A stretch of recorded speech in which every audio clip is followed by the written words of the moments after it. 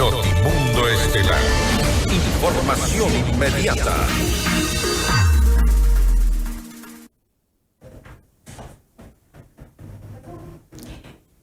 La economía ecuatoriana está en una etapa de recesión, según un reporte del Banco Central del pasado domingo 21 de julio. Vamos más allá de la noticia. Notimundo Estelar en FM Mundo con María del Carmen Álvarez.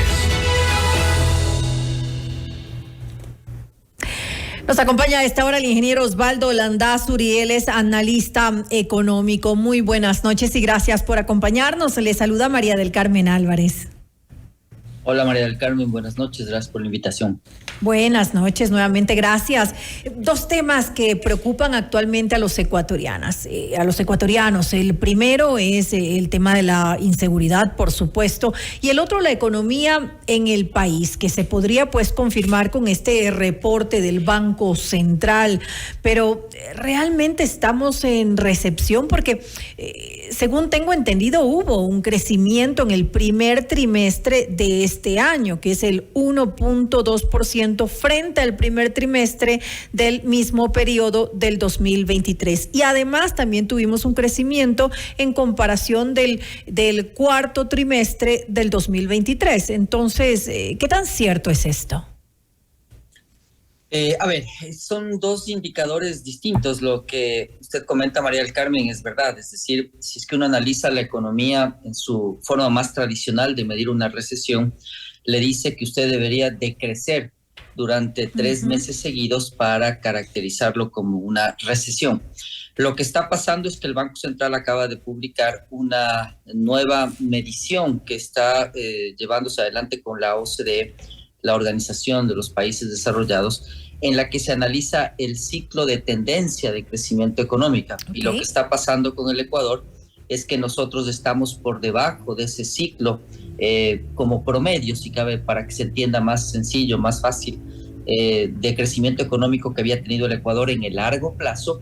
Pues lo que sucede es que ya estamos en una etapa en la que claramente se mira que el crecimiento del Ecuador está debajo de ese ciclo, de ese promedio de crecimiento que había tenido durante las últimas observaciones de largo plazo. Lo que está diciéndole es que claramente no está creciendo de acuerdo a lo que su tendencia le venía diciendo que debía crecer. Está estancado entonces.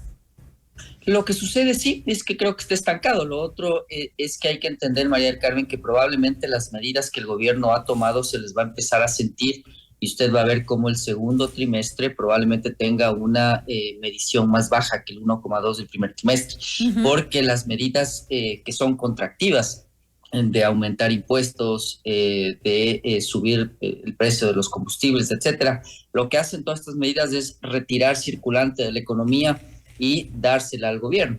Por eso es que usted recordará que yo había comentado que lo ideal sería combinar esta receta con inversión, es decir, hacer que sobre todo la plata de los subsidios regrese de alguna manera al quehacer económico, con empleo, con algo más. Pero lo que realmente está pasando ahora es que el Ecuador está ya en una etapa que podría caracterizarse como recesiva y probablemente el segundo semestre de este año se va a sentir con más fuerza para que el 2025 usted empiece a ver un crecimiento moderado de alrededor del 2%, que es lo que está esperando el Banco Mundial. Ahora, entonces sí estaría correcto, porque se ha cuestionado mucho este reporte del Banco Central. En todo caso, viéndolo desde el punto de vista que usted lo ha mencionado, en este ciclo de tendencia a largo plazo, sí estaríamos en una etapa de recesión aquí en el país. Pero, ¿por qué tarda tanto en recuperarse la economía aquí en Ecuador? ¿Cómo podemos explicar esto? ¿Y qué hacer, además de, inversión pública, que es necesario para evitar este estancamiento? Yo creo que se está evidenciando que la receta hay que entender muy bien que este problema empieza con Correa en el año 2008, 2009, cuando el gasto corriente realmente se tira arriba casi por 3 veces. El gasto corriente ecuatoriano era 3.000 millones y pasa a ser 9.000 y de ahí no nos hemos movido. Hay que ser bien claros, que no se me vaya a malinterpretar. Pero lo que también es cierto es que los últimos 3 gobiernos han sido un desastre. Noboa no sería, creo que injusto y no objetivo decir que es culpa de este gobierno. Indudablemente él toma el país ya destruido, pero realmente esa receta sí es una receta que ya se ha visto claramente en el mundo que necesita de otras aristas. Es decir, si ajusta usted el ingreso del Estado, es decir, comienza a cobrar más tributos, comienza a levantar subsidios, es indudable que tiene que venir por el otro lado un esfuerzo de gasto, es decir, como yo comienzo a disminuir ese gasto corriente y lo transformo en inversión de alguna manera. Me preguntarán cómo, pues tenemos 7.000 millones de dólares de subsidios generales, solo en combustibles alrededor de 4.000 millones de dólares. Entonces, eso es lo que debería transformarse en inversión para tratar de convertir ese gasto en algo de empleo, en algo de dinamismo económico. Pero lo que sí ha pasado ahora es que lo único que tenemos es ajuste y ajuste y ajuste, y como no se ajusta una parte muy importante de la economía, que es el sector público, este ajuste es indefinido. ¿Qué es ese gasto corriente? Es ese gasto corriente donde debería revisarse finalmente. Yo creo que hay que entenderle bien, María del Carmen, porque algunos críticos me dirán, sobre todo los de izquierda, que pues el gasto, si reducimos el gasto corriente, pues sería más recesivo, y es por eso que habría hay que ser más muy desempleo cuidadosos. también. ¿Perdón? Habría más desempleo también. Correcto, pero es que a eso es a lo que hay que ir, porque yo estoy hablando de un tipo de gasto corriente que es los subsidios que están dentro del gasto. ¿Listo? Y por otro lado, yo también me he referido a la eficiencia del Estado, es decir, no porque sea salud, educación o seguridad, uno no debe mirar los indicadores de desempeño. Entonces, lo que usted se encuentra ahora, que ya se ha vuelto público, es lo que yo le venía anunciando al país desde hace varios años. Recordarán que yo hablaba de los contratos y compromisos que tenía el sector público, en donde ellos nunca se ajustaron el salario, por ejemplo, en donde tiene usted contratos colectivos por los que un trabajador del IES que conduce una ambulancia trabaja un día, descansa 3, todo eso tenemos.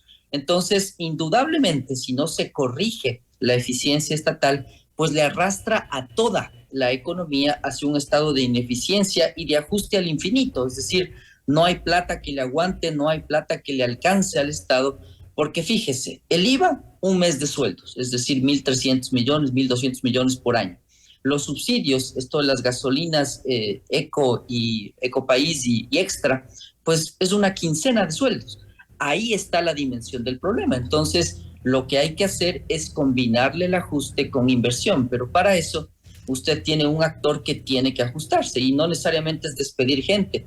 Yo pensaría en poner indicadores de desempeño, pensaría en rebajar ciertos salarios considerando lo que está pasando en el mercado ecuatoriano. Es decir, hay un montón de caminos, lo siguió Portugal, a Grecia le tocó mucho más duro, pero hay muchas enseñanzas y el Ecuador no está tomando ninguna de esas enseñanzas que han tenido países que han tenido que ajustarse igual, teniendo el tipo de cambio fijo. Estoy hablando de la zona euro en Europa, que es lo mismo que el Ecuador, que está dolarizado. Que se revisen también esos contratos colectivos sería importante.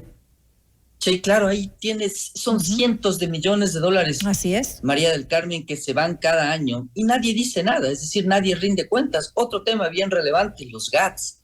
Es decir, les damos plata a los GATS y no sabemos en qué gastan. Es decir, no sabemos la proporción que ellos tienen entre inversión y gasto corriente. De repente le asoma un prefecto que se compró un auto blindado de $170,000, le asoma que el alcalde de Quito quiere traer artistas internacionales, $300,000, pero y uno dice, ¿dónde están las prioridades? Entonces, si usted compara, que yo lo he hecho con mi equipo de asesores, el salario promedio del sector público le supera en más de 3 veces al salario promedio del sector privado. ¿Qué le dice eso? Que un actor se ajustó y está ajustándose el cinturón hasta ya no dar más, y el otro actor sigue como que nada, que es el sector público.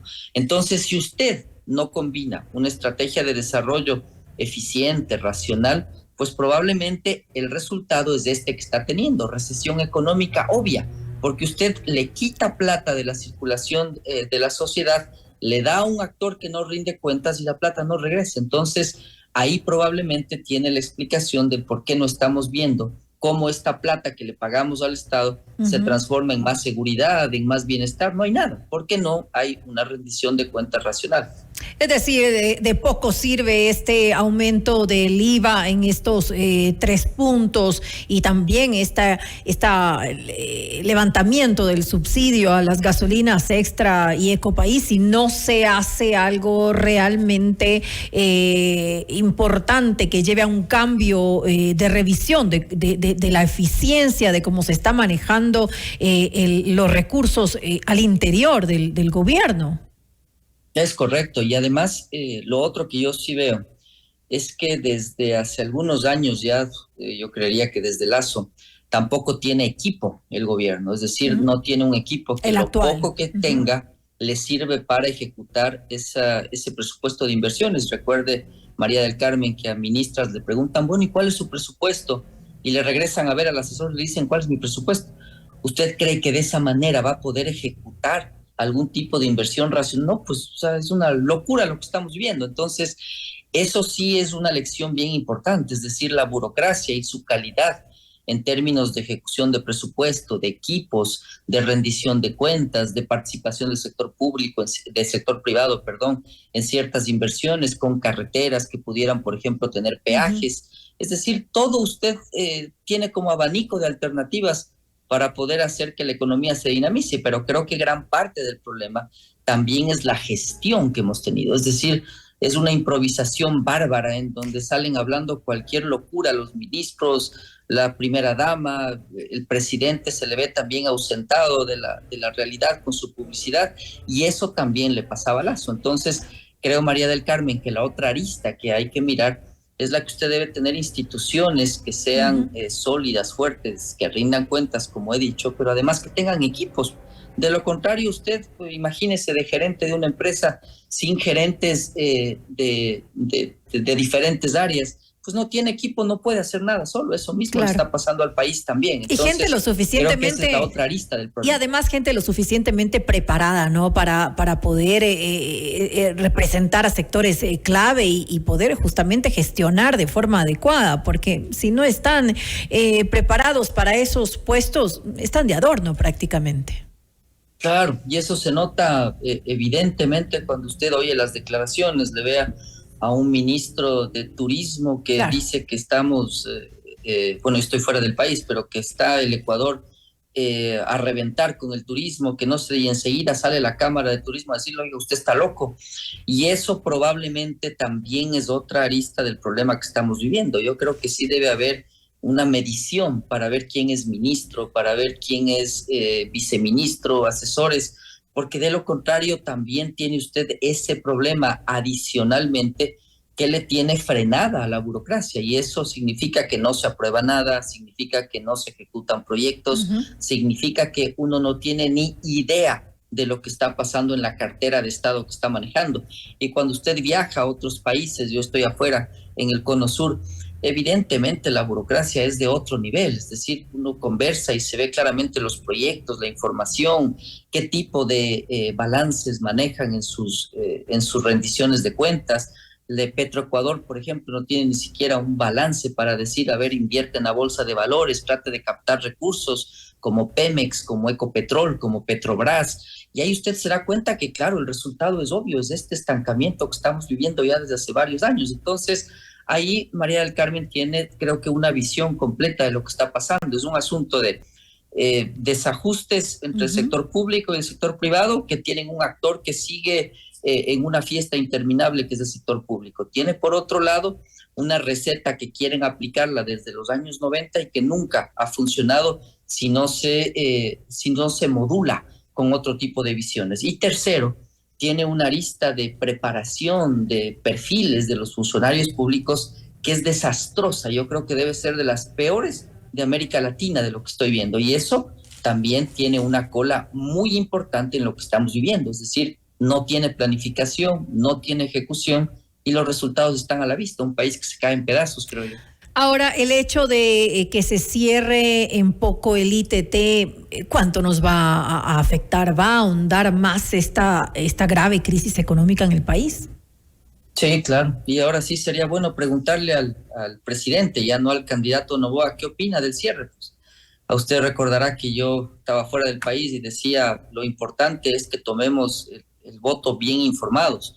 Eso era lo relevante, empezando por el propio presidente, pues que él era el que alentaba, entre otros, el cierre del ITT, como diciendo, no nos agrega casi nada, decían, y era una barbaridad, porque usted tiene dos visiones de costo, María del Carmen. La una es la contable, es decir, sumo los costos y saco mi retorno. Y la otra es la visión económica de la gente que ha estudiado economía, que se ha formado en otras aristas de los negocios. Ese costo de oportunidad era gigante, son alrededor de 1.200 millones de dólares que dejarían entrar, que van a dejar de entrar al Ecuador cada año.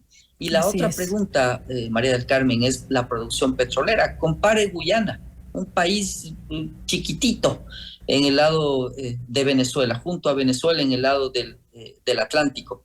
Y ahí se da cuenta de un buen manejo, sector privado eficiente, etcétera. Están llegando al 1.000.000 de barriles de producción de petróleo al día. El Ecuador estará en 380.000, 390.000. Quítele los 40.000 barriles, 50.000 barriles diarios del ITT y va a llegar a una cifra que ya es alarmante de lo baja, 330.000, 340.000 barriles por día. Entonces ahí comienza usted a atar cabos y se da cuenta de la inmersión de la política, del populismo, de los bajos perfiles, de que nosotros mismos como electores vemos un debate y pensamos que la persona está preparada, pucha, se da cuenta que es un asunto bien delicado, bien complejo, que exige un debate mucho más profundo para darse cuenta si esa persona realmente conoce del manejo de la cosa pública, como decían los romanos. Entonces, ese condimento que usted agrega, además le da un mensaje tremendamente fuerte a los inversionistas extranjeros, que es la otra arista, María del Carmen. Su inversión extranjera, que Prado le anunciaba en 4.000 millones de dólares, Campana en 15.000, Lazo en 20.000 millones de candidatos, ¿se acuerda? Pues es 78 millones del primer trimestre. Esa es la inversión extranjera. ¿Usted cree que algún inversionista petrolero va a ir al Ecuador diciendo, estos locos mañana van a hacer otra consulta y van a eliminar la inversión que yo acabo de hacer? Pues no le van. Claro, Y no hay cuando usted seguridad. tiene a Chile, a Perú, a Colombia con los mismos proyectos, entonces realmente el problema tiene muchas aristas que deben ser analizadas no solo por el sector público, sino por los votantes, para no volvernos a equivocar cada vez con la misma piedra. Mucho por hacer y también mucha responsabilidad que recae en no solamente, como usted lo decía ahora, no solamente en los gobernantes o en las autoridades específicas, sino también en todos los ciudadanos, el poder ver más allá y ver lo importante que es para este país que venga inversión internacional o que también haya inversión local, que por supuesto en un panorama como este, además hay que tomar en cuenta la inestabilidad política que frena la inversión. Sí, correcto. Y no se olvide que es un año electoral y un año Así electoral es. siempre causa ruido a nivel internacional. Entonces, si usted suma toda la inestabilidad que está viviendo el Ecuador, pues probablemente ahí se encuentran las explicaciones. Entonces, hacia adelante, pues me dirán, ¿y cuál sería? ¿Qué es lo que yo haría? Pues lo que yo haría es primero intervenir todas las empresas públicas. Lo que haría es conversar con toda la sociedad respecto a las remuneraciones de todos los actores que están en el sector público. Hablaría con varios actores privados para ver cómo usted catapulta lo que podría ser un ciclo económico complejo este año y que algo de impulso podría tener el siguiente año.